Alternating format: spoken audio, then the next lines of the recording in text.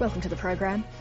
The Labor Party's friends and foes are struggling for words to describe the depth of the party's defeat at the weekend's New South Wales election. Labor was scrubbed from large parts of the state's political map. Massive swings have claimed much of its working-class heartland, and the finger-pointing's well underway. Shortly, I'll be speaking to the former New South Wales Branch Secretary, Senator Mark Arbib. But first, what, if any, are the federal lessons? Here's political editor Chris Uhlmann. Catastrophic. Trouble.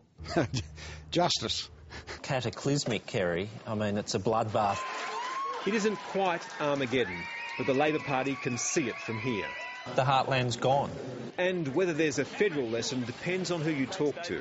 People clearly rejected in New South Wales the imposition of a carbon tax on top of the cost of living imposts that were already put upon them by New South Wales State Labor. Maybe there were 1 or 2% in it in terms of the federal decision. We'll see in 2.5 years' time what the federal vote actually does. I believe the people of New South Wales know the difference between state issues and federal issues. This was a decision a long time in the making. I tell you what has caused their destruction in New South Wales. They have walked away from the Australian people. Nothing illustrates this more than the toxic carbon tax. The numbers are unprecedented. A two-party swing nudging 17%, the largest in Australian electoral history. Swings in individual seats of up to 36%. 30 government seats lost, and Labor's primary vote slashed to 25%. This isn't simply an end of a 16-year era. It's the end of a 70-year era. Labor's electoral roots run deepest in New South Wales. In its first poll in 1891, the Labor Electoral League won 35 seats. After Saturday, it will be lucky to hold 22. The starting point is that when unelected party officials, and a small group from the dominant right faction, and a cabal of union officials who thought that the elected representatives ought to bend to their will and not to the will of the people. Of course, it's not all about Labor. The coalition ran a well-constructed, long and disciplined campaign. It was an endorsement of change. It was an endorsement of Barry O'Farrell's 5-point plan for the future and his preparedness to be accountable to the people of New South Wales, which is the very thing that had been lacking for many, many years under Labor. But the coalition was working on fertile ground. Labor's last term was soaked with factional brawling, mind-numbing spin, incompetence, backstabbing and the blood of its leaders. 3 Labor governments, 3 premiers in 3 years, instability, disunity.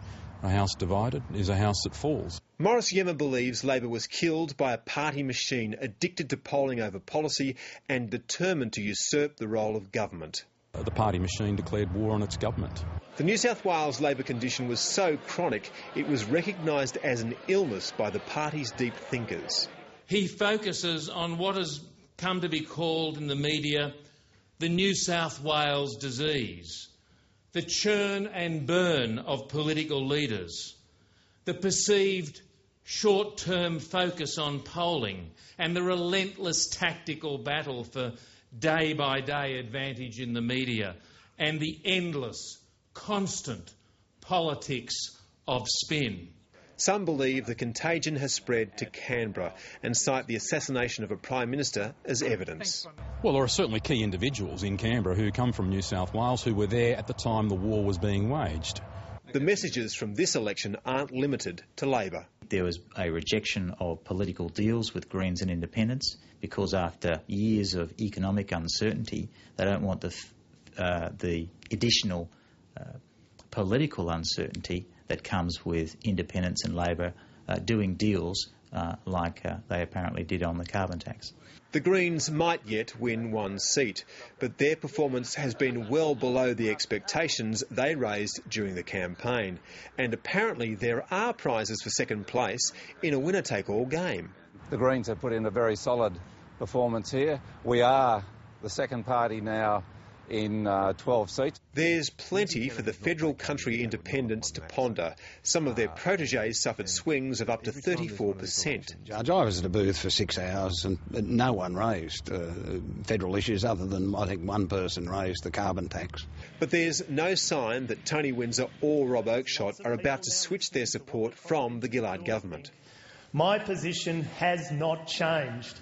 My values are exactly the same. The issues that I am working on are exactly the same. The most brutal lessons are for New South Wales Labor, but there's every reason to wonder if those who matter are listening. Transport Minister John Robertson is touted as the next leader, the man former Prime Minister Paul Keating said was one of those who brought the party undone.